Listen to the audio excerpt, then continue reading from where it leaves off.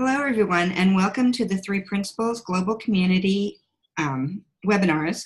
The Three Principles Global Community, also known as 3PGC, is a nonprofit organization that's committed to bringing an understanding of the three principles to people throughout the world. Today, we have Wendi Saggese with us.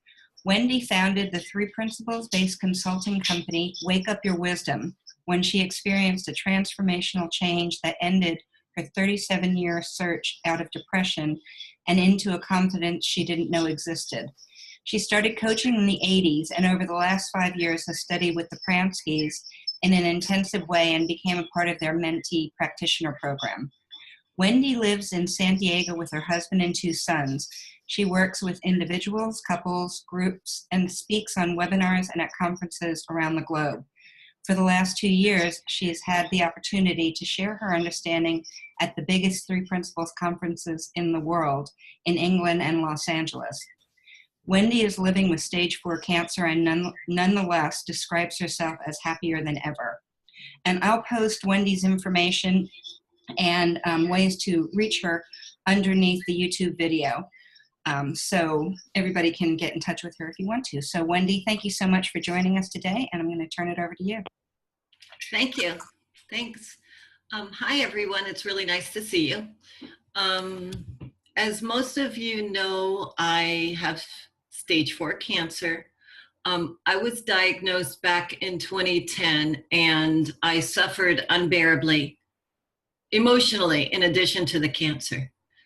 Then 2 years after that, for those of you who aren't familiar with the principles, 2 years after that, I sort of stumbled into an understanding that changed everything. Prior to that, I had looked everywhere I thought. I had looked into many different ways of trying to find my way out of depression, as I said. And when I first came into the principles, the way that it happened was my husband had gone to a psychiatrist to just get some relief. I was dealing with cancer. We were dealing with a lot in our family. And I didn't realize the psychiatrist he went to, who I really like a lot now and am working with, I didn't realize he changed everything in his practice and studied the three principles and taught the three principles. And when my husband came back from his office, something shifted very deep, like just one visit and something very deep shifted. And I'm like, what? I want some of that. So I made an appointment. And when I made an appointment and I went in his office, I know that I was spinning. Like, what I mean by spinning is just very much stuck in my head, in my unhappiness, in my misery. And what happened for me going to that psychiatrist is I was talking about cancer and whatever I was talking about. I don't even really remember the exact words or what was said. And he said something that got me to feel a quiet that I had never felt before. Just a quiet. I felt like a newborn baby. I mean, I really did. Sometimes I'm saying I really did because sometimes I almost feel that it's too crazy to be true, that I would experience that in one visit. So what I experienced is I had this quiet where I felt like I was a brand new baby. And I remember looking around at the books and the different things that he had in his office. And I had such a quiet, I didn't have words for the things. So when I left there, I thought, what did he do to me? I mean, did he hypnotize me? What happened? So I went on to study more with the Pranskys over the following 5-6 years. And that experience, what I saw was he didn't hypnotize me. I just started on my journey of understanding the way that the mind works. I started to understand how it is to make decisions. So let's see, where do I start? So here's the way I explain what my experience now of the principles is. First off, I want to say that if you're new to the principles or old, the way that you evolve and grow once you start seeing life this way is ever changing and ever evolving. It's a gift that continues to give as you keep looking in this direction. And the direction is an inside out direction, as most of you know. So what I explain to my clients in the last week, because my message is always changing, as is my personal development in it, my understanding of where thought comes from. And so what I invite you to do today with me, or anytime you get on a webinar with anybody or a talk, is what I do. What I do is I come fresh and new to the talk.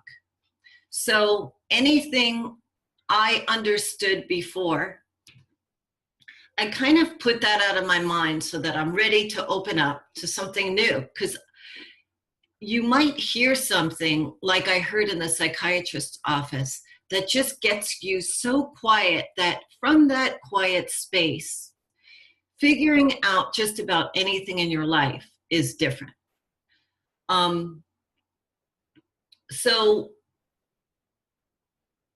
what I've been explaining to my new people lately, and a couple of you know this, so I'll repeat it, is forget about anything you ever knew. Like all the other techniques and things I'd done, it took me a while to let that settle down, so I arrived and I heard something new. So every conversation I personally go into today, I go in and I don't think so much about what I understand or who the person is in front of me. Because when I arrive fresh to the conversation, something new can happen. And it's kind of like baseball, because I have a son in baseball. I help people with sports and relationships and cancer and all kinds of things.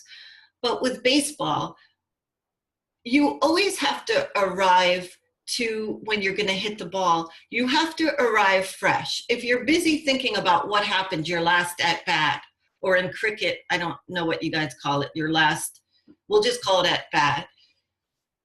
If you're busy there, then you're not present. And life, like a baseball, what the pitcher of the baseball or the bowler is trying to do is get you to not hit the ball. Well, sometimes life is like that. Life throws you curveballs.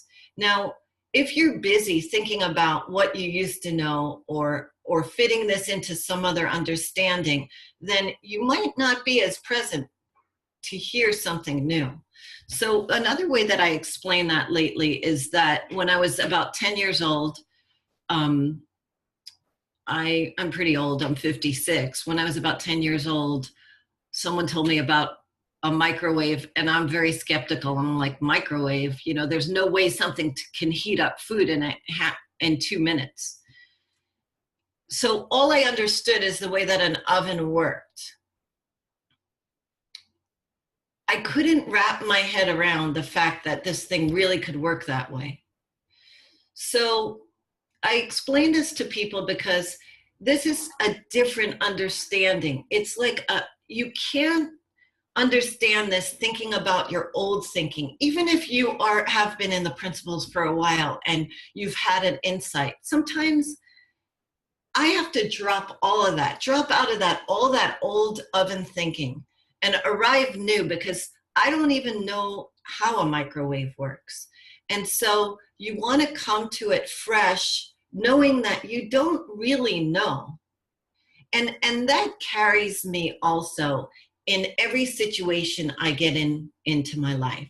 So when I get in a situation with a doctor and I'm upset with him or I'm not sure what to do, I remember that the old analyzing that I used to do constantly, which is almost a knee-jerk reaction for me, is like the old oven thinking. There's not any answers in that old thinking. And so I have to calm down that part of me that wants to figure it out, feel better, do anything, and just calm down and allow the new understanding to take place. The principles of Sydney Banks are very, very simple. So it's very easy to say, yes, it's just like something else, or miss it. But it's as simple as whenever you've had a time where you've started writing an angry email to somebody, and everybody's had a friend tell them, don't send that email, sleep on it. Well, you don't have to do anything. You just sleep on it, and all of a sudden the next day, that angry email doesn't really fit anymore. And that's how life is. It's like when you are all caught up in that oven thinking, that tense, I have to analyze, I have to do something about a feeling, I have to feel better, I have to deal with my husband. When you're all caught up in that, the answers aren't there. But when you settle down, there's some new force. It's like a life force. The life force that heals a cut. We have that available to us emotionally as well. And that allows new thinking, new thought, a new idea. It's like when you're in a closet and you're looking for the ketchup, and you look in the same closet, and you don't find anything. You just get frustrated, and you walk away and you go back to the closet, and there's the ketchup right there. And that's what the principles has given me in every aspect of my life, in dealing with cancer, in dealing with doctors, in dealing with my children, in dealing with working with people that have cancer or have very intense situations. So let's see. So I have been working with a lot of people with cancer lately. And it was very funny to me in the last, I don't know, couple months. I've had a client, I had one client that that was very caught up in her thinking about whether the cancer is going to come back or not. And by the end of the conversation, I was telling her that I was teaching her about these principles, and how when you understand the way that the mind works, things are easier. It's almost like a currency. It's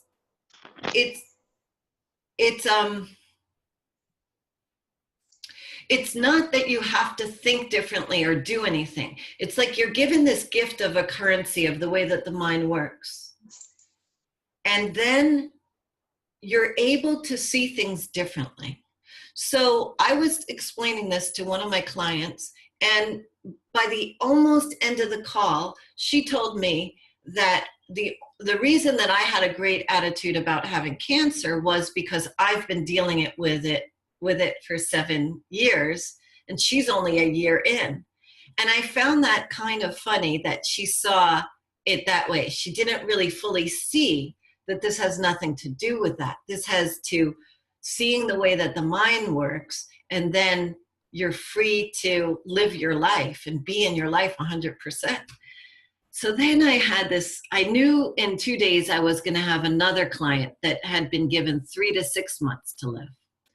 And I was thinking, oh, yeah, this is going to be somebody who's going to be feeling really down. I wonder what this is going to be like.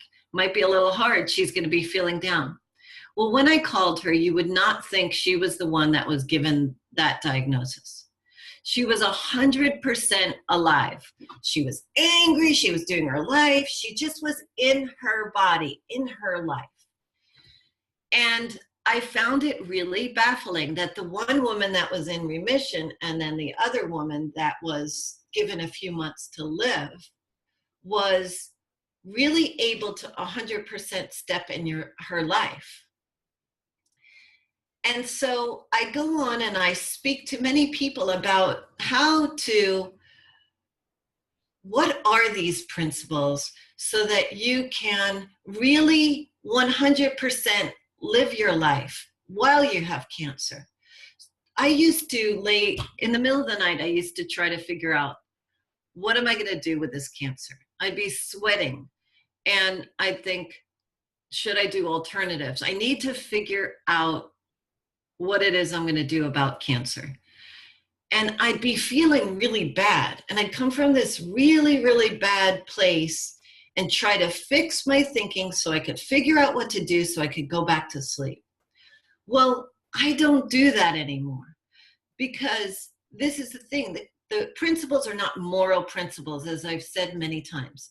They are actual principles like gravity. When you are in the top of the building in London, you don't lean off the side because you know what will happen. When you are in the middle of the night, trying to figure out what to do, sweating, afraid of cancer, I know that there's nothing in that direction that's going to give me any kind of help, any kind of freedom, and any kind of answers of what to do next. See, in the middle of the night, I know to just do something else than go, when I'm always saying go in that direction, do something else than go in the direction of trying to figure out more thinking on top of thinking. So that's how it's helped me in an unbelievable way. And it's like, even if you're not new to the principles, one of the things that I've found people say, they still think it's a way to manipulate your thinking, feel better, think better. Now, thinking isn't real to begin with. Thinking comes in and it goes out. So I have a client right now that has a lot of violent thoughts. She's a young girl. And she's starting to see that violent thought alone, if you leave it alone, it moves. We don't have to mess with whether we get the, oh my God, I have cancer, fear thought.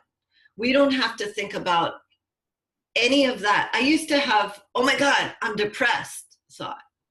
And I would go into that and I'd have a lot of what I call add-on thinking. I'm depressed. I teach the principles. I shouldn't be depressed. How am I going to do my work? And on and on and on. But when you have that thought, if you just open up and you don't have a lot of ideas about having that thought, it comes to go. It doesn't stay. Even if you have, thoughts come in and you feel your thinking. You don't feel cancer. You feel your thinking. Even so, that's the end of story. You feel your thinking. That doesn't mean go and think more about it. When you feel your thinking and you feel constricted about fear or something, you can just open up and just allow it. It will pass if you don't have more thinking about it.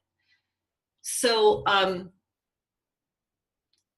going to use an example of a friend that recently visited me, and I'll call her Martha. So Martha came to visit me, and in the past, she was someone that I would have considered like a toxic type person. And when I had cancer, I kind of decided that I didn't really want to spend a lot of time talking to her. She would make a lot of remarks like, oh, you created your cancer. And I didn't find those kind of remarks helpful to me. So I just decided I didn't want to spend time with her. Well, she called me and she was in town and she said to me, I'd like to learn about those 3 principles. Can I stop by? And I thought, oh, interesting. Yeah, you could stop by. I'd love to teach you about the 3 principles. And she stopped by. And I was a little bit thinking, oh no, maybe I'm going to get caught. Maybe I'm going to feel depressed after this person visits me. And I was a little thinking that would happen. And we were sitting at the table and we were talking a little bit about cancer. And she asked me a lot of questions about cancer. And I really didn't feel like talking about cancer. So she would say things like, how's your cancer? Does it hurt? And a lot of things that I didn't want to talk about. And in my head, I was saying, wow, I wish she'd change the subject or talk about something else. And I thought, oh, maybe I'll just tell her I don't want to talk about cancer. And I knew if I said that, then I would be kind of engaging her and talking more about cancer. So I just listened. I zipped it and listened to her talk some more. And eventually she changed the subject. And then we kept going, and I just kept really quiet, and I just kept listening. Now, the way that I saw that afterwards was that she was trying to drag me into her what she wanted to drag me into, like kind of like an insecure thinking, like, let's figure this out. Let's go. I want to hear your pain and all that. And I just wasn't interested. I knew I wasn't interested. So I just didn't engage in that. So I just listened, and then she changed the subject. And then she said something more about cancer and how she's interested in death. And inside my head, when she said that, interested in death, I thought, wow, you're the last person I would want to talk to about whether I'm dying or not. And I just still didn't say anything. We went on, she left. When she left, I had the most beautiful feeling. I was so excited about where I've come. In the past, she would have been somebody that I would be like, no toxic people in my world, no. But what I saw was that she is like thought, that girl, Marsha. When you're having those insecure, uncomfortable thoughts, they're very real. They want to take you and drag you in. Like she, for whatever reason, innocently wanted to talk about these things that I felt like would be just dragging me down. And I didn't have to. Like a lot of people, especially in the cancer world, think you have to protect yourself against the doctors that tell you you're going to die, or the bad people, or just surround yourself by the perfect person. Like, that's really nice. By the way, I haven't met that person. If you've met them, please send them my way. But this was somebody who I just could not be in the same room with at a certain point. And I just had the most beautiful feeling, because I just saw her as this human form of thought. And when thought is crappy and it feels bad and you feel depressed or afraid or angry, it just wants to drag you right in there and take you with it, because you think it tricks you. Like in the past, she'd trick me and I'd get into a conversation I didn't want to get into, that I felt was really sacred and something for me to only share with maybe my husband. So when she left, I just started using that situation as a beautiful example to a lot of the people I work with cancer, and a lot of the people that are in that a dark place. Like that dark place just wants to keep on dragging you in. And I'm going to tell you a story that this speaker that I love tells all the time. Now, I'm not going to tell it as good as him, but I'm going to do my best. And so this is what I think of thought. So there's two people walking around along in the desert. And all of a sudden, person number two falls down, and person number one falls down in this ditch. And person number two is looking around like, where is that guy? So he walks over, he keeps walking, and person number one is stuck in the ditch and saying, help, help, help. So person number 2 goes into the ditch to try to help him out. Obviously, that's not going to help. So he's in the ditch, and there's a rope in the ditch. And in the ditch, there's water. There's water coming into the ditch, but it's going out another hole. So person number 1 starts telling person number 2, the rope, it's going to get us out. Pull on the rope, and we can climb out of this ditch. And person number 2 and person number 1, they're in there pulling on the rope. And then they finally pull, and they see the end of the rope is in the ditch with them. Well, person number 1 keeps pulling on the rope, and person number 2 is saying, this guy is crazy, so doesn't he see that that's not going to get us out? Now, when everything settled down, person number 2 realized that I could plug one hole in the ditch and let it fill up with water, and that could rise us out of the ditch. So yeah, it was scary to rise up out of the ditch, but yes, sure enough, the water filled up to the top of the ditch and they crawled out. Now, that's how thinking is. We often try to pull onto that rope, keep pulling that rope of thought. So we feel bad, I feel depressed, or I'm scared, or I don't know what decision to make. And it's a big deal. We're talking, some of my cancer people, we're talking about life and death here. So we need to make the right decision. But then it seems like we should pull on that rope, but that rope of that bad feeling thought is sitting there in the ditch with us. And it's innocently human that we want to pull on that rope because it's what we've always done. And there's no answers on that rope. It's just when we settle down and we have a new thought and we rise to the top of the ditch. But it's tricky. It's like the Marcia girl that came to visit me. She's being really friendly and she wants to talk to you about cancer. I mean, why is that bad? That's super nice. She just wants to be helpful, but there's no help in that conversation. If you think of Marcia, that woman, as thought, it's like thought, you want to just go back into thought, and it's just going to drag you back into more thought and more thought. And the answers come from something that's a life force that's always there under thought, that was always there. It's just covered by a lot of more thought. So when that guy is pulling on the rope in the ditch, how could he be thinking about some other solution? So finally, when everything settles down, you think about the other solution. It doesn't even come from thought. It comes from this innate health that we have, the health that closes a cut. So when you start seeing this, my experience has been, I see it a little bit, and then I see it more and more and more.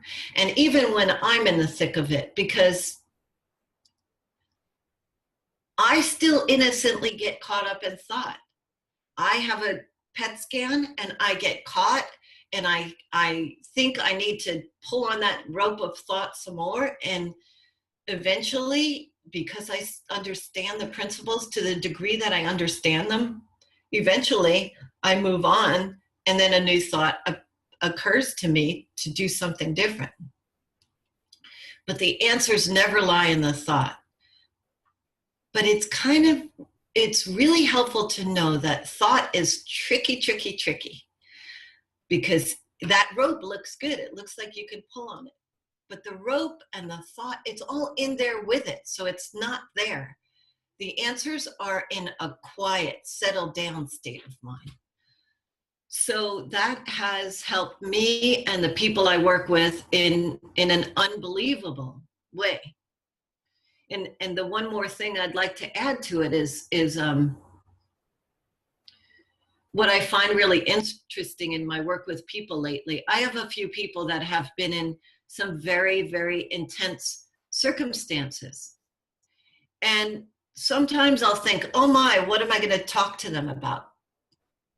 But when I arrive to the conversation, I have to forget about anything I ever knew.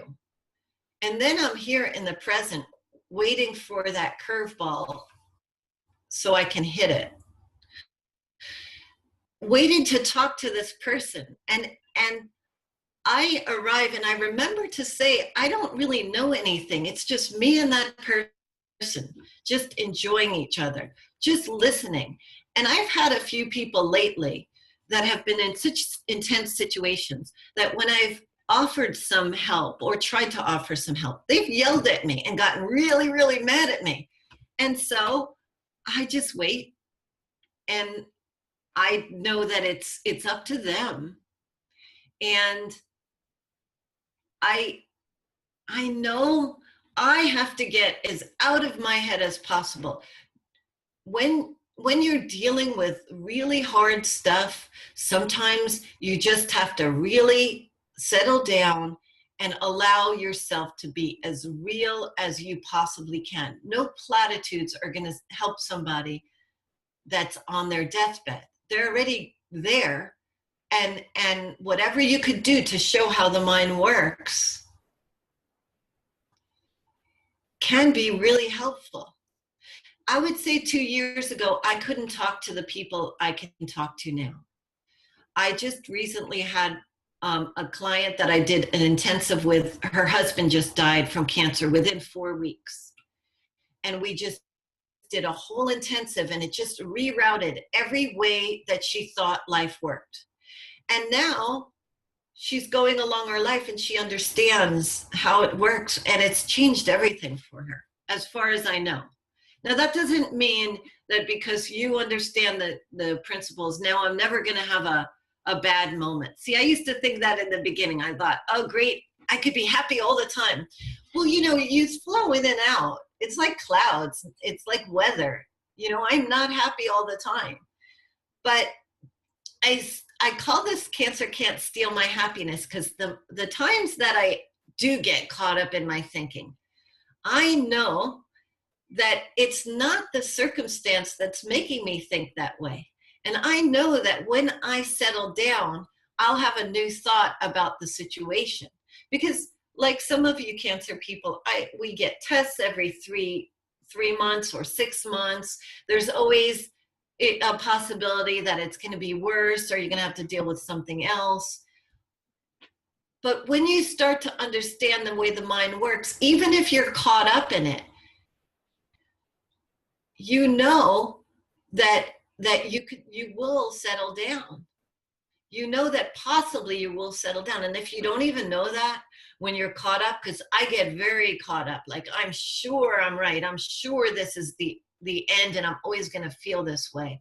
Even if I don't know that it's going to change, I know not to pull on the rope, because I know there's no answers there. So if that's the only tiny tidbit that I know when I'm in a really dark place, I know not to pull on the rope. And what has happened to me is I've gotten in really dark places, and about an hour or two later, I wake up and I'm like, what happened? I don't even I thought I was going to spend the whole entire summer depressed and upset and feeling pathetic about myself. And oh my gosh, what happened? This is a miracle. And it truly is a miracle, because when you leave yourself alone, you do tend to wake up to being present in the moment. I never understood what being present in the moment was. I knew what it meant.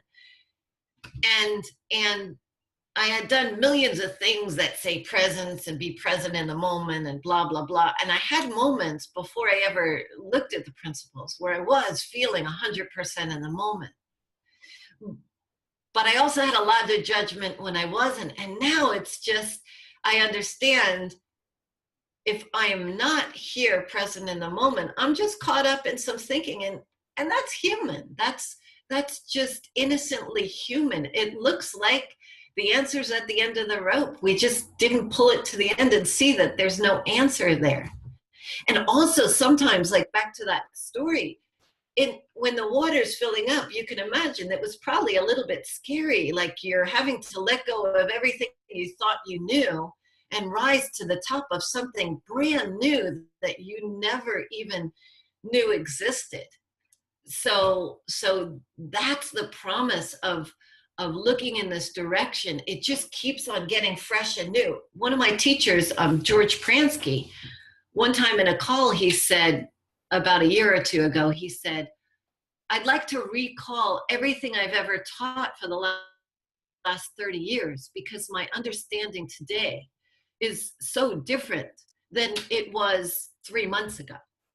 And I found that myself. This is a gift that just keeps growing.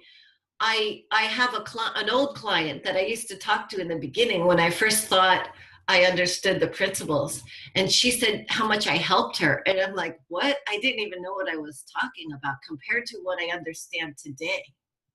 So it just fortifies your terrain. It just fortifies you so that you can live so much more free, whether your circumstances are good or bad, or you have cancer, or you're getting a divorce.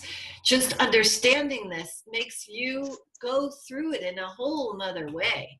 And the implications are really unbelievable. Just to be talking to, I have a woman right now who thinks that she may have days to live. And I'm so helpful to her because I understand that it's thought in the moment. I really understand that I could speak to her, even though I'm not at that place. And before that would have been somebody I could never speak to. I walked through the ICU with my client when her husband was dying. And I had this experience of the impersonal nature of life, where I used to think, I can't go to the ICU. I have cancer, and that'll be what's next for me, and I can't even be there for somebody like that. But I went into the ICU, and I just looked around, and it just looked like nature. People, we come and we go, and it's not personal. Just because we have cancer, we didn't do anything wrong. It's just life happens. We don't get the get out of jail card for free. When I started seeing there's no guarantees, it was much easier for me to make decisions about what I want my treatment to be, because it's not up to me always.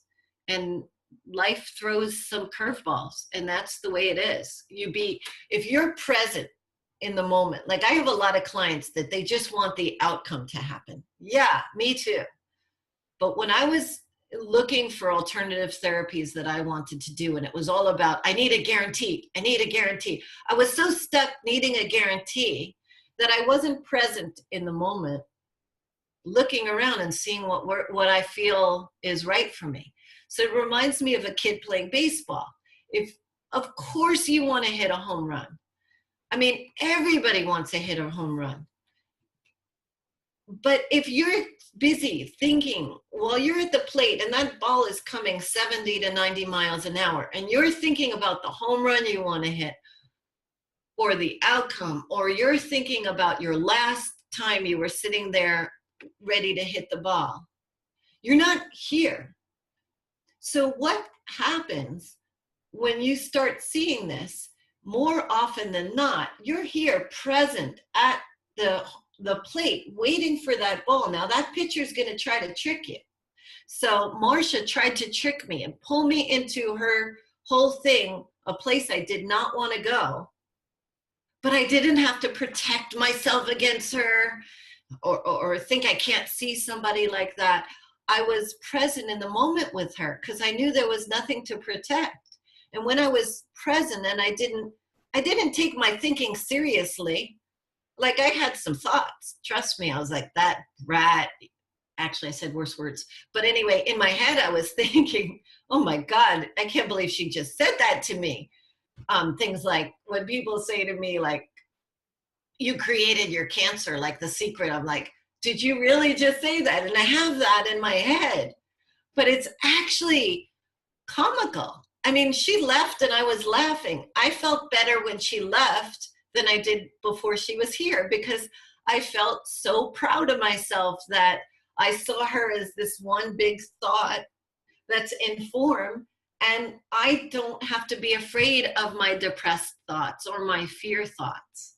I mean, that is so helpful, because what I used to do was, I had 4 days once at a 12 days I was up at the Pranskys, who are psychologists for 30, 40 years teaching this stuff. And my first 4 days there, I was really, really sad. I mean, I was crying at every turn. I was so upset and I felt so pathetic. And I'm like, I teach these principles and I'm stuck in this upset and I can't believe it. And I had so much add-on thinking, how am I going to teach these principles if I have this? And I talked to George Pransky about it. I talked to Michael Neal about it. They were all up there. And then I talked to Barb Patterson about it. And she talked about a friend of hers that had committed suicide, and there was no shame in the family at all. And that just hit me so strong, because I realized, wow, I have so much shame about feeling bad. So like the shame about feeling bad is feeling bad, and then you have all this add-on that you shouldn't. Add-on thought, add-on thought, add-on thought. Like there's no way out with all that add-on thought.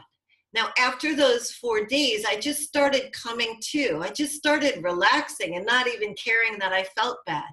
And sure enough, in a few days, I was like really feeling great. I saw the way it worked, and I saw that, oh, so what? She's feeling really bad. And I don't care how I feel anymore. That for me is amazing. And what I would have done, and I've told a few clients that have been in the thick of it, what I would have done, the new Wendi would have said to that old 4-day really upset Wendi, is I would have just hugged her and said to her, honey, you're right where you're supposed to be. You don't need to be happy. You don't need to feel different. You're right. You're fine. And I was fine. And then I was just really fine, you know. Then I saw, and I never went back to that place again. I'm feeling crappy, so I can't talk to a client, because I know it doesn't mean anything what I feel. I mean, the transformation in me is unbelievable. So that's my story. Does anyone have any questions?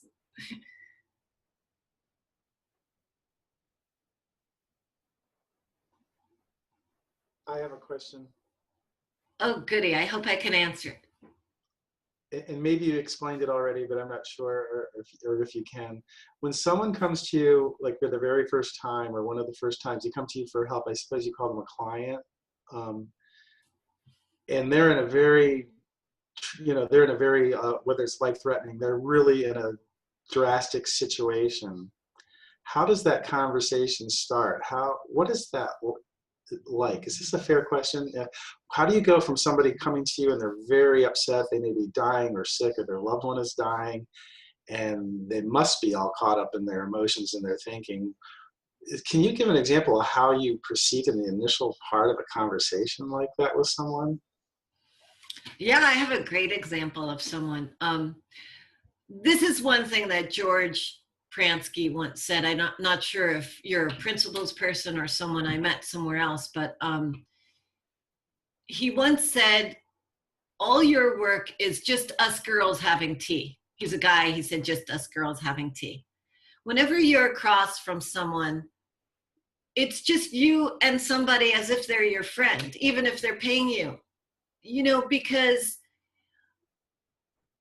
I get into that feeling. So recently I had a client, and it isn't even cancer. And I tried to she actually has been in the principles for a while.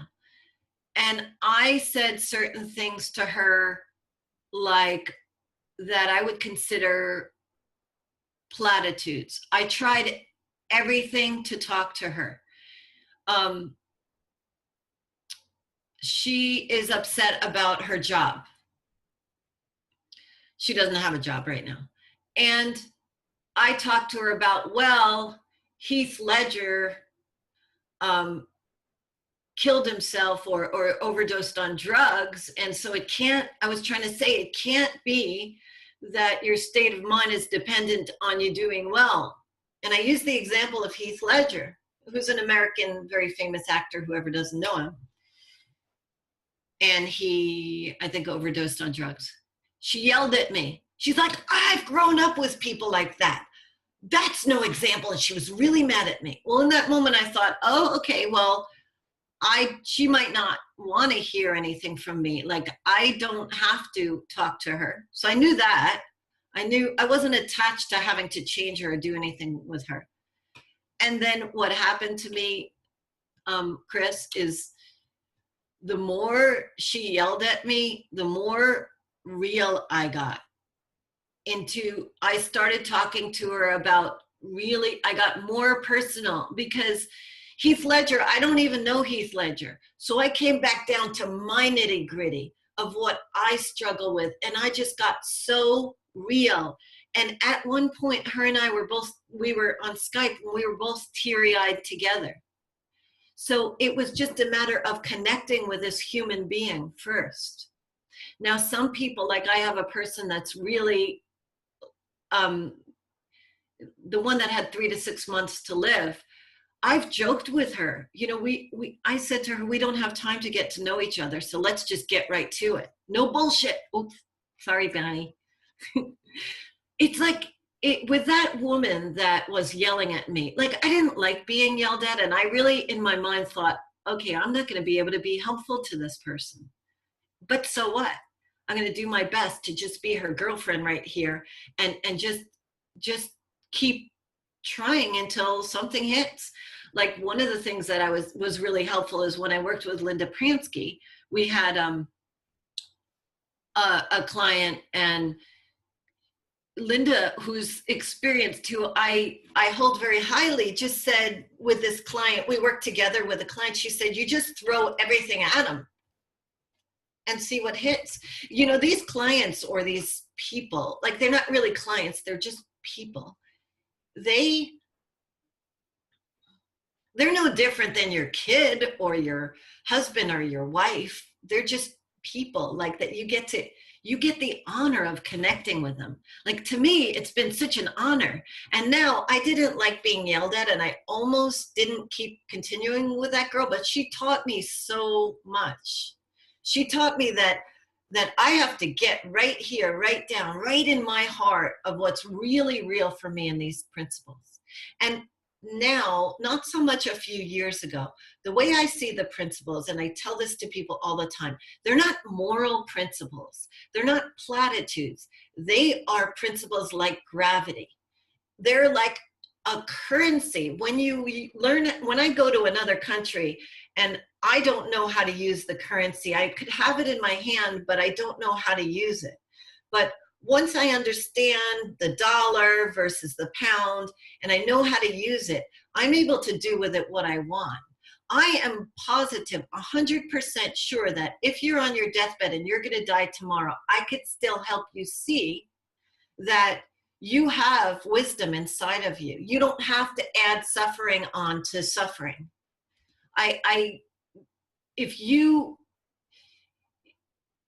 It has nothing to do with me. And then the other thing is, when somebody is across from me, they might hear something and they might not. I mean, it's not up to me. And guess what else I get to have?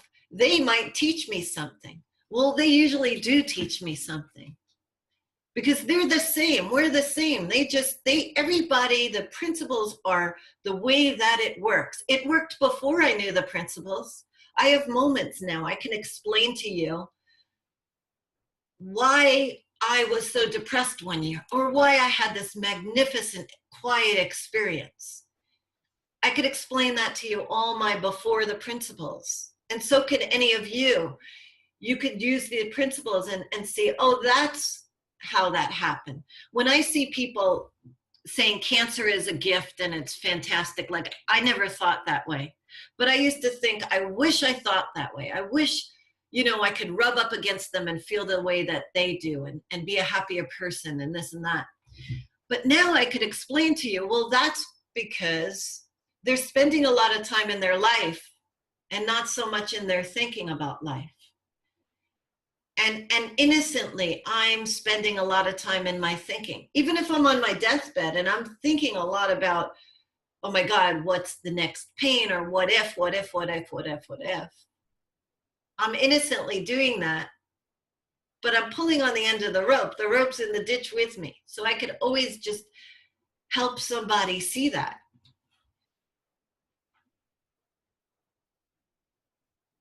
Does that answer your question? That was a long answer. It did. That explained a lot. And it's, I've been, involved with this understanding now for probably 3 or 4 years, and I seem to know less and less about it every day instead of more and more. And I'm getting to the point where I find myself mostly just with friends and family members where it's helping somehow, and the things and the people aren't bothering me anymore that used to bother me. But I do. But sometimes I have found myself in a situation where and this is an expression I've heard a few times now within this community: hold still while I three principle you. It doesn't work. Yuck, yuck. I want to plant information or an understanding in someone else's brain to help them. Like you said, you're not invested in changing other people, and that goes a long way in a conversation with somebody when I have been learning to let go of that. But these are the things I'm encountering 3 or 4 years in, and where I'm actually trying. I really feel like I've got the ability and the willingness and the desire to help people rather than just learn about the principles just necessarily for my own life. And you can't, whatever. But yeah, you answered the question very nicely. Thank you. Well, I love what you said. It gave me chills. Now that little saying I've never heard personally, but I know that my people, that the one that yells at me and the other one, a couple of them yell at me actually, that wouldn't work. That wouldn't help. And also, like, the whole idea, like, let me three principle you. I don't know any more than you. Once you understand the principles, you might show me throughout your whole life how you actually know more than me. A 2-year-old knows better than me. So if I am trying to, like, do something to someone, you could just forget it. And the other thing, you said something, I love that you said, I know less and less. I know less and less too. And that's helpful to know less and less, because when you think you know something, guess what? You don't, because like I said, it's the same as baseball. It's like you think you're so great at hitting the ball. You have a streak where you're doing really great. Well, in the best of baseball, the best major league players that make millions of dollars only hit the ball 3 times out of 10. So as soon as they get a little cocky, or I personally, which I do, get a little cocky, think I know something, I get thrown a curveball and I realize, yeah, I don't know something. It's this understanding really lies in the unknown. And that's, it seems scary sometimes, but that's actually the beauty of it. Because when you're in the unknown, you're in the present moment. Like I said, I didn't understand before what the present moment meant, really. But the present moment is when you really don't know, and you arrive at a conversation with your husband or your kid, or at the plate ready to hit a baseball. You arrive not knowing, and that frees you up. Like if I arrived with that Marcia character, knowing that she's this way and I have to protect myself, and I have cancer, so I have to protect, because I hear a lot of cancer people saying this. It was so beautiful for me to see where I've come to, and how that situation became a beautiful situation for me to show where I've come. But if you're really stuck in thinking you know something, then and that's even okay, because we're just humans, so we get stuck in that. But with my one client that yells at me a lot, it shows you right away. It's like having a teenager. As soon as you go to a conversation, I have teenagers. So if I go there thinking I'm going to teach them something, well, forget it. Forget it. When I go there and I just shut up and I I don't talk the principles so much anymore. I just talk my understanding of life. So when I was in the ICU with that client and her husband was dying, and she was in a situation where prior to her understanding was more like The Secret. Do you guys know about The Secret understanding, where you can create your reality if you think right? Well, so then it just didn't fit in that her husband would be dying and you could create your reality. And so I never said you should know anything. I just was with her. And she told me, and I didn't know anything. I usually would use the word SHI, blah, blah, blah. But I didn't know anything. I just was with her. I haven't had my husband die. What do I know? I just was with her and just present and was fine with not knowing anything and said helpful things. She told me she could not have gone through that without me. She doesn't know what she would have done. And she also agreed from nothing to do a 3-day intensive with me, where she really changed everything around. So it's an amazing understanding that continues to grow. It just fortifies your terrain. And it makes you, some people sell it as a results-oriented thing. And some people don't. Some people say, well, if you think this way, you'll be able to heal your body. Yeah, maybe. I hope people come back to me and say that they've done that. I might be successful in healing cancer. I might not. But either way, when I'm upset, I know it's my own thinking, and that gives me so much freedom. When I know that the thinking, I don't have to judge myself. Yeah, it's my thinking, but it's not my thinking. It's just what human beings do. We think, and we get caught up in pulling on that rope because that rope looks really good. And I know that, then, I'm okay. And I don't even have to be so super happy or super sad or not have a fearful thought. It fortifies you to be what we were like when we were 2 and 3, and we fell down and we felt sad, but then we got up, and then we fell down and we lived life, and we had a tantrum, and then we had joy, and just live your life from that, even when you're on your deathbed. I mean, I want more of that. Oh, bye, Paul.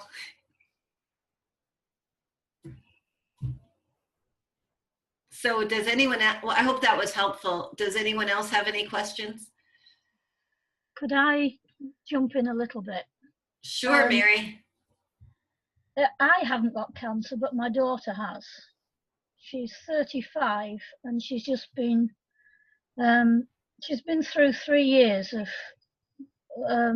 cancer, and then it was clear, and then it was back, and then it was clear, and then it was back again. And now they can't treat her. So they've told her she's got 6 months to 12 months. And she is doing remarkably well with it. She's going off traveling. She's enjoying herself to as much as she can. She has been sort of quite ill recently, and her energy's low. And what she said to me was, it's easy to be optimistic when you're feeling well, but it's not very easy when you're feeling ill. She doesn't know anything about the 3 principles, but she's a real good example of them, for as far as I'm concerned.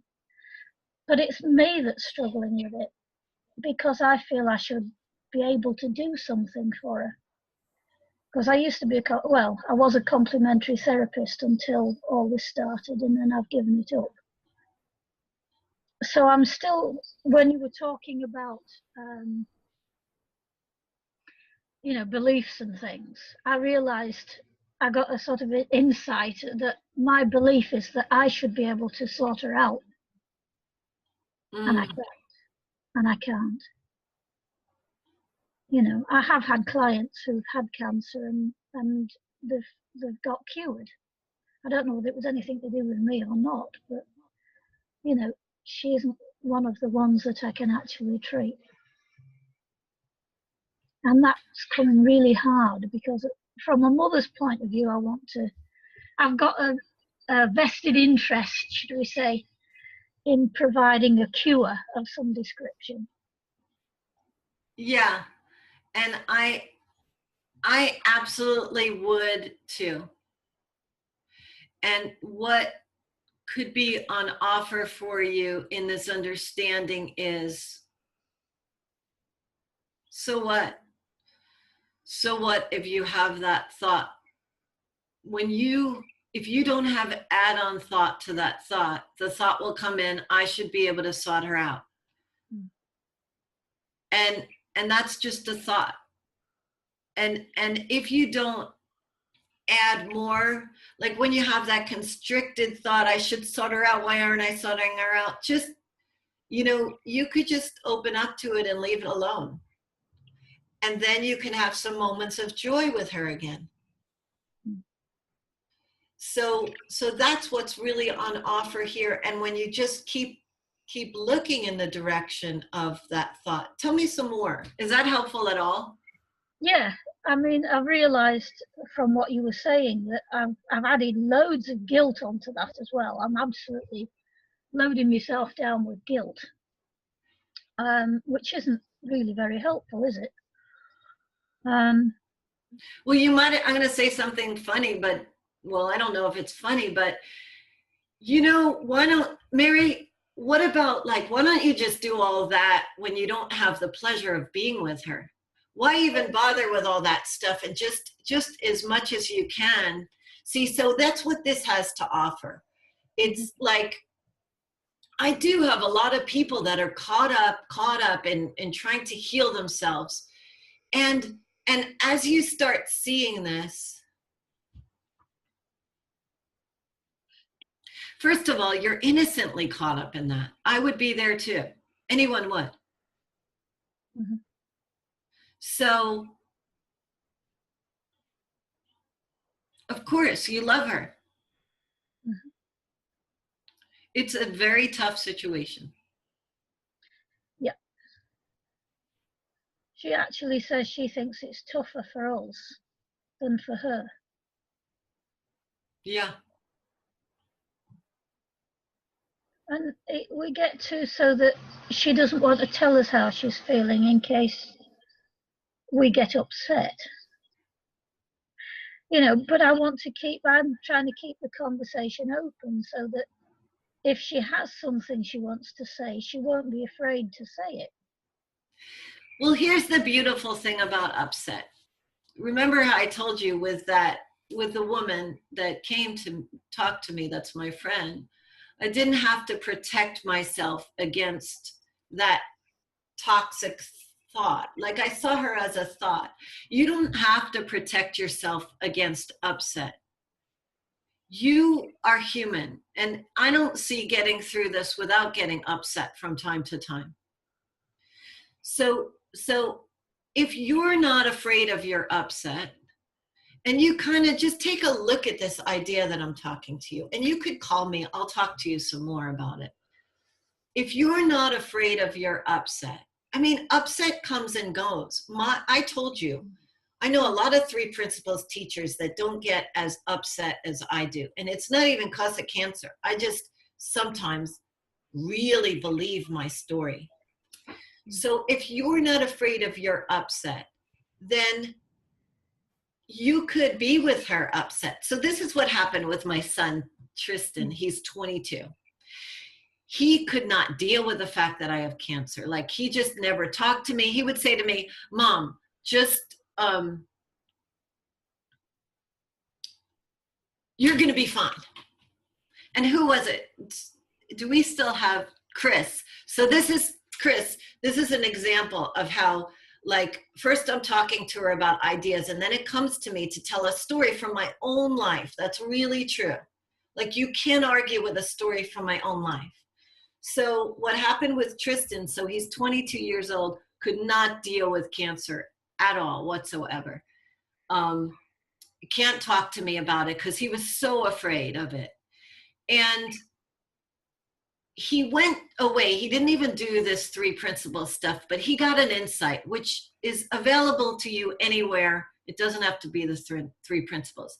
He went away and he worked at a camp for kids with cancer.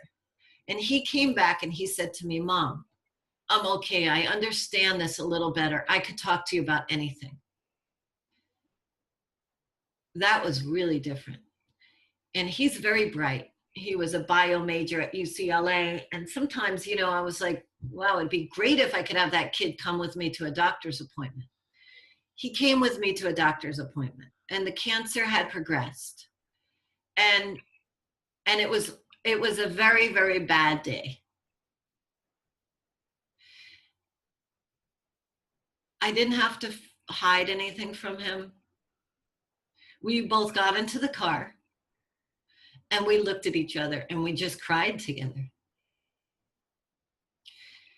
It was the most beautiful moment. It was, I don't want to be sad, but being sad together with him, it just wasn't so lonely. And it was just beautiful.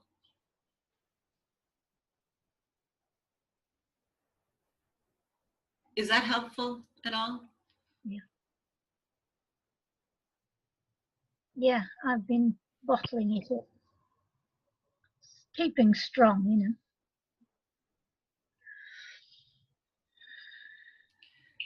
So with my story, you will have your own moments when you start spinning into, I have to be this way for my daughter, I have to be helpful. And you could just like the email letter, you know, let that settle down, and you'll come from your life force, from your wisdom.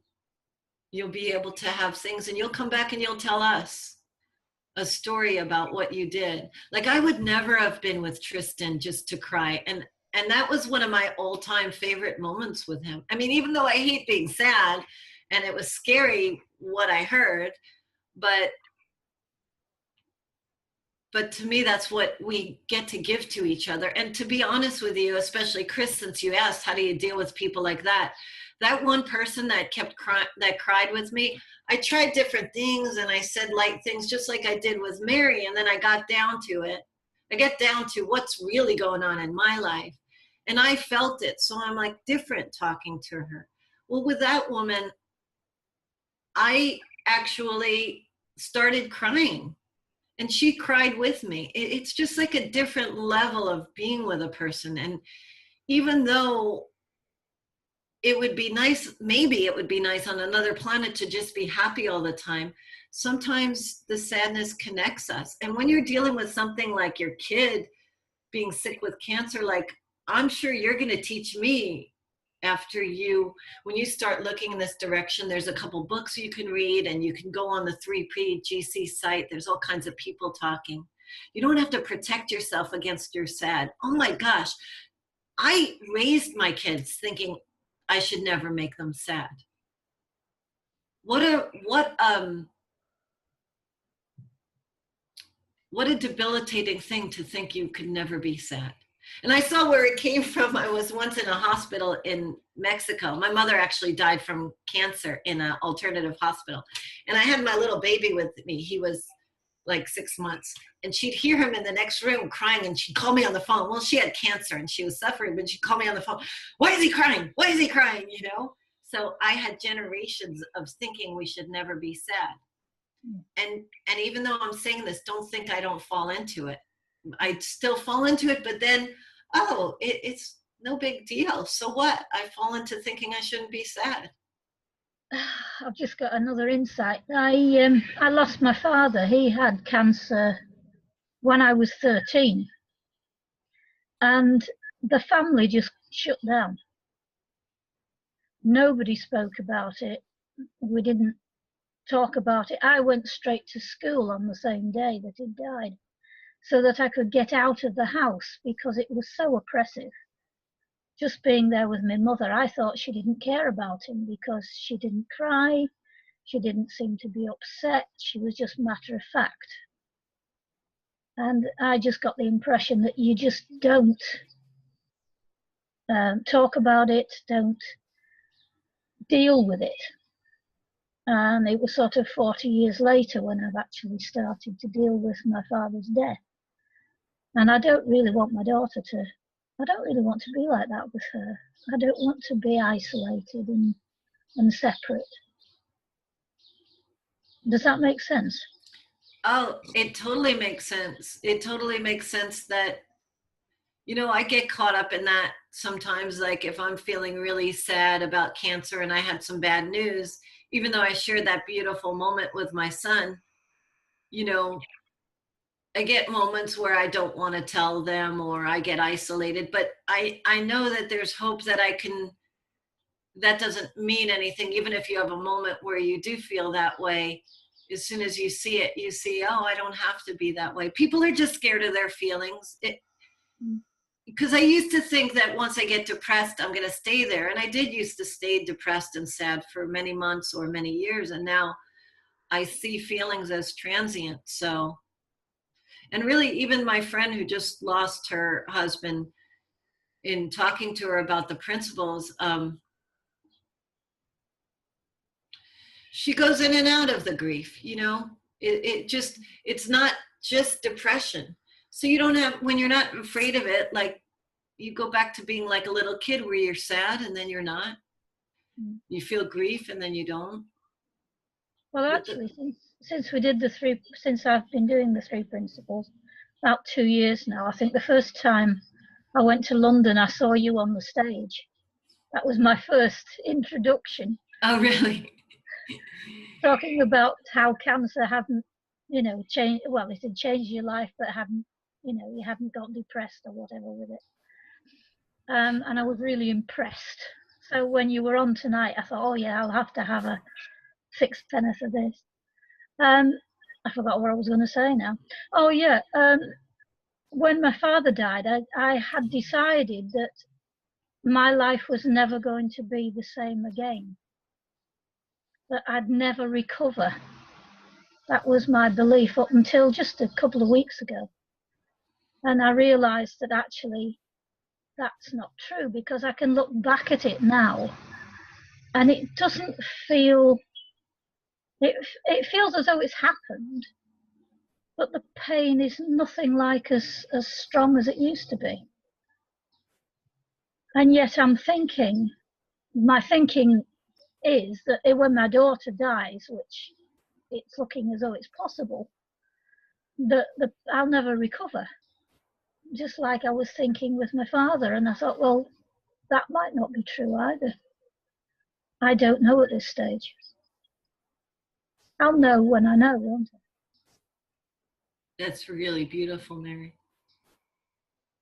But I'm just going back, thinking about what it was then, and thinking, no, I'll never recover from that.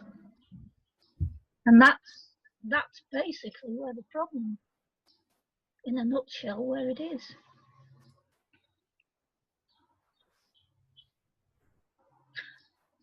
Wow. That's wonderful. Wow. Wow is right. Wow.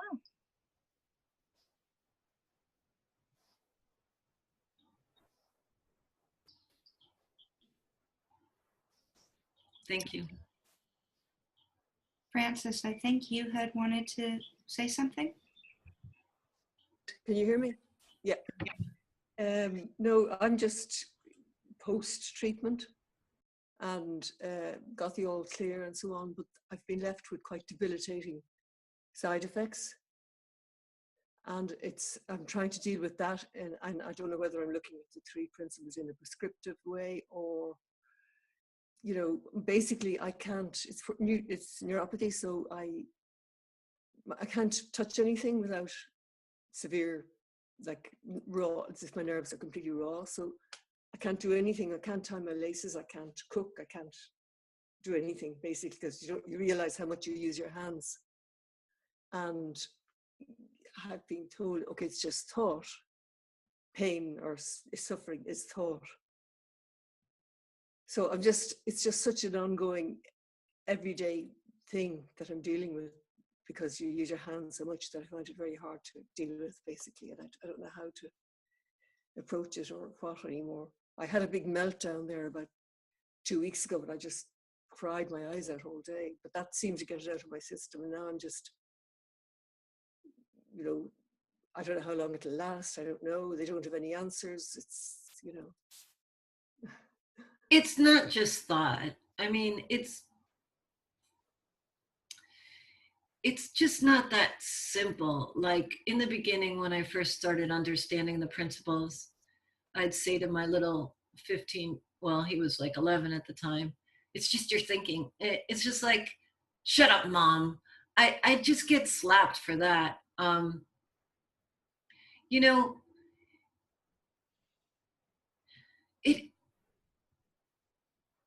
I don't know why you have pain.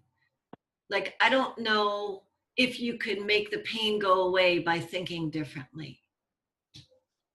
I'm not saying you can't. I mean, maybe we can. Maybe when we're in a clearer state of mind, we have less pain.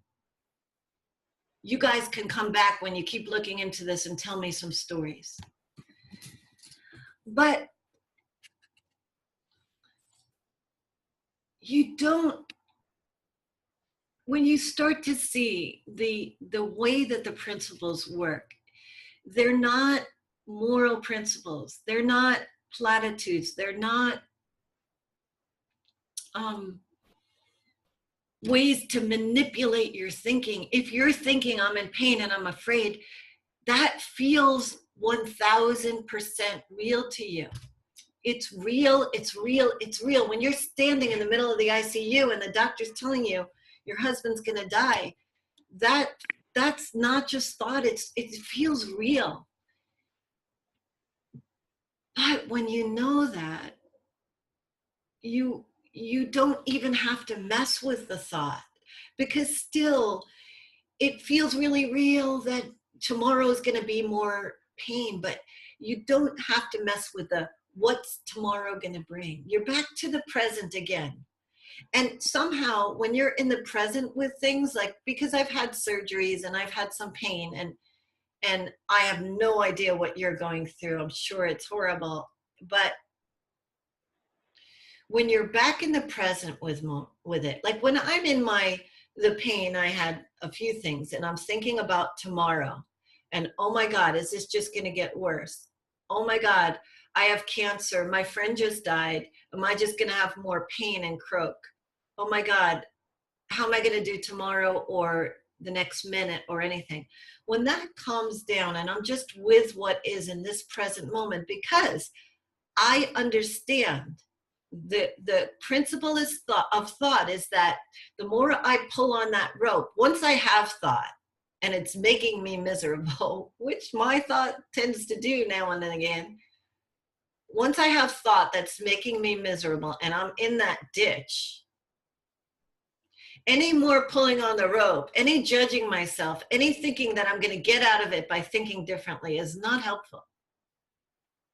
But when I just allow and I leave it alone and I don't mess with it at all, then I have less add-on thought. And then I'll be driving around. I'll think I'm going to be depressed the whole entire next month because I have a bad diagnosis.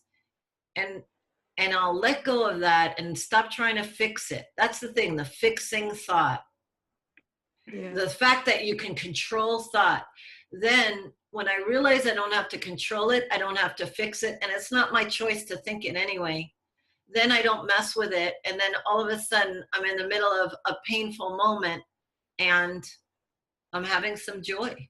And the other day I was having some pain and I didn't have a lot of attention on whether I should or shouldn't have pain. Well, I did. I had moments where I was like, oh crap, is this what it's going to be?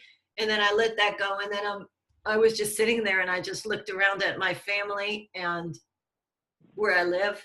And I was like, wow, this is great. I'm so grateful right now. So in that moment, I was fully in the moment of grateful. So I didn't really notice the pain. So that's all transient. That just flows in and out when we leave ourselves alone and stop trying to fix thought. Because thought is not our choice. It just comes in, random thoughts. But they're benign if we leave them alone. Now, is that going to stop your pain? I don't know, maybe. But it will sure, like, if you're already suffering, why would you want to suffer anymore? by thinking it's thought and you should manipulate it or anything like that. This is principles about the way the human being works. We think, we're human beings, we innocently think. We innocently think we have to think more, and we feel our thinking. That's the one principle. Our consciousness, it dresses it up as real. It just looks real. It's not your thinking really. In the moment when you're stuck, it's not thinking, it's real. You know, the woman that I talked to that was really depressed about cancer coming back, and the other woman that I talked to about not having a job, she was crying and in the thick of it. It's so real that people, you know, commit suicide in those moments. It feels super bad. But as you start to understand it a little bit, you don't go as deep, or you get out of it quicker. Are we kind of up with time, or should I tell another story or answer another question? Where are we on? I'm totally fine staying as long as you can. Oh, okay. Yeah. I forgot what the story was already, but is that helpful at all, Francis? Yeah, sort of. I sort of draw an analogy with this, and I'm running all over the place. I'm going to acupuncture, I'm going to body things, I'm going everywhere to try and fix it. And, you know, part of me feels that it just needs to just sit back and not do anything about it, and that it'll go eventually, because it's just part of what's in my system, all these chemicals that have been put in my system, and that eventually they'll go. You know, it might just be that, and here's the thing. It's not about whether you run around to acupuncture or you do that or you do whatever. What I've noticed for me is that I'm not so busy about what I'm going to do about my cancer anymore. I settle down more, and if something comes to me to do and it stays with me and it keeps coming, because there's a million things that we could do about cancer that they say cures cancer. And I'm too tired to figure out what those are. If something comes to me and it stays with me, then I go in that direction. And you have a lot of thinking about it probably. And it reminds me of when my oldest son was little, and this was way before the principles. And I don't know why we were able to do this, but he used to pee in the bed. Pretty late on. He was like 11, still peeing in the bed. And we had no thinking about it. Like a lot of our friends were taking their kids to doctors and running around doing this alarm system, figuring it out and all that stuff. We just felt like, I don't know why we had no thinking about it. We would just, my husband would just, we'd put this special sheet on the bed and we'd change it and wash it every night. And eventually he moved out of it. Like all the thinking we would have done about it if we were uptight about it would have made no difference in the end. Like you could still go to acupuncture. Your wisdom maybe tells you to go to acupuncture, you know? But the pain is just the pain. It's not a personal thing. And there's no real guarantees out there. That was helpful to me. Actually, Linda Pransky sat me down one day, we were talking, and she said to me, did you think that you're going to get the get out of jail card for free? I don't know what she said. That's what I heard, actually. You know, did you think there was guarantees? Like, because I was talking to her about what alternative cancer place I could go to, and what if I spend all this money and it's not the right one, and blah, blah, blah. And I just had so much busyness around it. Yeah. When she said to me, there's not a guarantee, cancer isn't personal, you might live, you might die, something hit me. And it changed me. That changed me. Whatever hit me was that I could take myself out of the picture. If something comes to me to do, guess what? I'm going to do it. But I could take my thinking and myself out of the picture because it's really not up to me. It's just, it's life. I might cure my cancer, I might not. But when I was thinking that I had to find the right thing to cure my cancer, it didn't get my cancer cured any faster. It just made me very upset. Yeah, I think part of me knows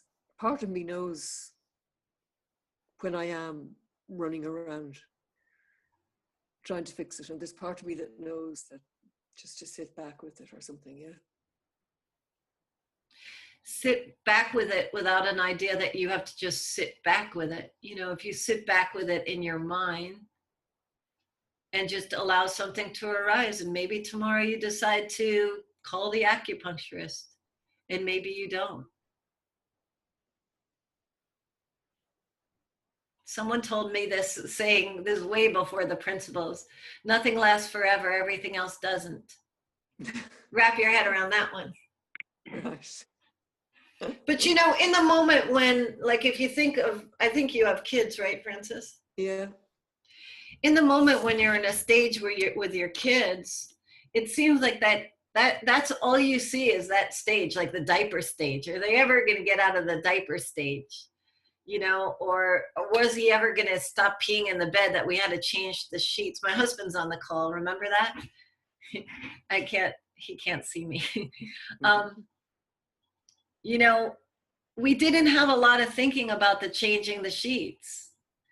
So you're naturally quieter. So you do what comes next to you. It's like the baseball analogy, you know, you're there ready without a lot of thought and you're relaxed. So you hit the ball better. But if you're focused on getting the result, you know, it just makes you busy and not present to whatever the moment is. One time Michael Neal said this thing, and I love this. It was something his kid said, and I forget, Oliver, his kid's name's Oliver, and he said, future Oliver will know what to do. Like future Francis, do you know that you don't, like whatever you think now, whatever any of you think now, whatever I think now about how I'm going to deal with something, that same Wendi in 2 days is going to be completely different. Future Wendi will know what to do. If I'm on my deathbed, like me thinking about my deathbed right now serves me no purpose at all, because future Wendi will do something so different than this Wendi. It reminds me of my story of I had this little red truck and I really liked it. And my husband decided he doesn't want to keep it. And I really wanted to keep it. And so at that moment, I really wanted to keep it. I was like, oh, how am I going to get to keep it and all this? I'm not going to be able to let it go. So I didn't think about the red truck for a while. And one day, future Wendi didn't even want to keep the truck. So I sold it. I mean, how simple is that? Like, how much time? I spent 37 some years trying to figure all this stuff out and knowing it all now. Well, the unknown is there. So future Francis, what you decide to do about acupuncture or about your neuropathy tomorrow, a new Francis is going to arrive. Like if you had asked Wendi when she didn't want to sell the truck about selling the truck, I would have been like, I don't want to sell that truck. I need to keep it and blah, blah, blah, blah, blah. But when I arrived at the moment when I wanted to sell it, it wasn't even a thought. It just was, oh, hey, guess what? I'm going to sell the truck today. That's kind of how the principles work. Like saying it's just your thinking doesn't really necessarily, if it helps you, great. But the thing is, we innocently think. It looks really real to us. Consciousness dresses it up and makes it real. So while we're in it, if I say that to my teenagers, I'll just get in trouble. I don't say that. Or even to myself, you know? It's just your thinking, but guess what? There isn't one person on the planet that doesn't get caught up in your thinking. Sid Banks got caught up in his thinking. You know, he got angry. And now what I notice in my life too, just to let you know, is when I have fights with my husband, I get reactive. He gets reactive. We don't really care much. It doesn't even, like, it's so a non-issue. You know, if we have a fight or we get reactive, it's like, oh, we got reactive. Who cares? We got caught up in our thinking. Oh, well. Now, ultimately, I would like to not get caught up ever and just float away and be enlightened. And if that's possible, keep watching. Maybe I'll get there, you know? But in the meantime, who cares? Who cares if it's just your thinking? Like, so what? The less you make of it, so what? I have my little client who's an 18-year-old and she has violent thoughts. She doesn't do anything with those thoughts. It's like, if you start seeing, so what? So what you have violent thoughts? I have depressed thoughts. So what?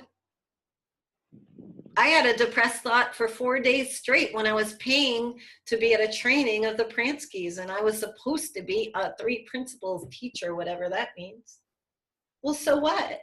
I just was a human being, innocently getting caught in this web of thought. It looks very real when we're caught in it. It looks absolutely real. And I like to respect that when, like Chris was asking before, is when you work with people that are really in the thick of it, or yourself when you get really in the thick of it, the more you could just respect you're just there in the moment and there's nothing to do or judge, and then it's fine to be there.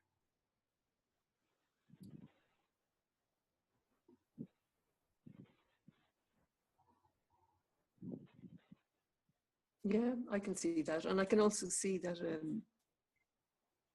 you know, the caring that people are giving me because I can't do these things is surprising me. You know, so there's sort of good things coming out of it, and people coming to take me out and go places and, you know, and do things with me. So that's all happening as well, yeah.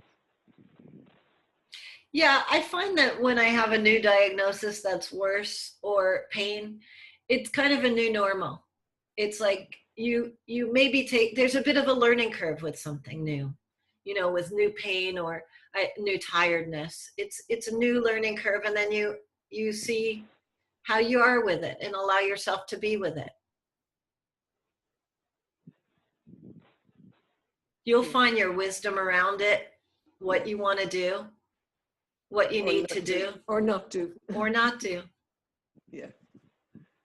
Okay, thank you. Yeah. Thank you, Francis. Okay. Anyone else?